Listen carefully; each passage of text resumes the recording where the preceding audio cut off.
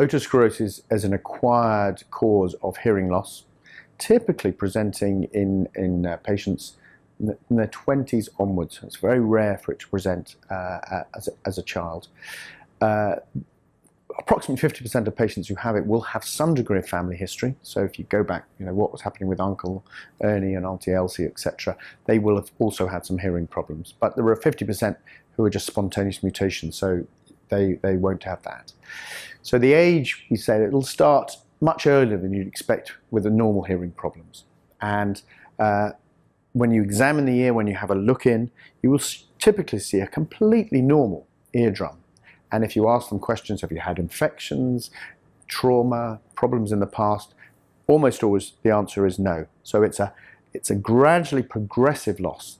And it's caused by the bone of the otic capsule, which is the bone surrounding the inner ear, going into a state of hypermetabolism. So it's turning over very fast, and what happens is the new bone that is laid down is laid down in a slightly haphazard way, and the stapes bone, which moves in and out of the oval window, gradually just becomes stuck and is unable to move anymore.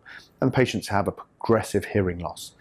The other thing to remember with this, particularly completely in women, is that pregnancy and the hormonal changes in pregnancy can really speed up that process. So anybody who has had a hearing loss which they sort of date around the time of pregnancy, said, oh, my hearing got a lot worse then, it should be registering saying this could be otosclerosis. So a very simple way to diagnose this, or diagnose it as a conductive loss rather than a sensorineural loss, is just with a tuning fork. Put a tuning fork here and then put one on the bone behind, and it should always be louder next to the ear. If it's louder here, that's an indication of a conductive loss, and then the diagnosis of otosclerosis should certainly be entertained in that situation. Otosclerosis can be treated in two ways. First of all, simple fitting of a hearing aids, or in patients who don't want to have to wear a hearing aid, an operation called a stapedectomy, or more correctly, a stapedectomy.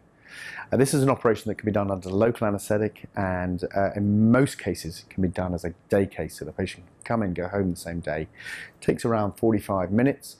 The ear is approached down the ear canal, so no visible cuts. The eardrum is lifted up. The fixed bone, the stapes, top part of this is removed using a laser, and then a small hole is made in the foot plate to the bottom of the stapes bone, and a piston is placed through that and attached onto the incus, the second hearing bone, and the chain of hearing is restored. And with this operation, normal hearing can be achieved in probably 95% of patients. So it's a very, very successful operation. And the patients can go home the same day. Recovery is relatively short. Most people are back at work within a week, sometimes shorter than that. Some have a few days of feeling dizzy, and then there's a dressing in the ear which stays in for 2 weeks, and then after that they are seen in around 6 weeks' time to have a hearing test to check the final results of the operation.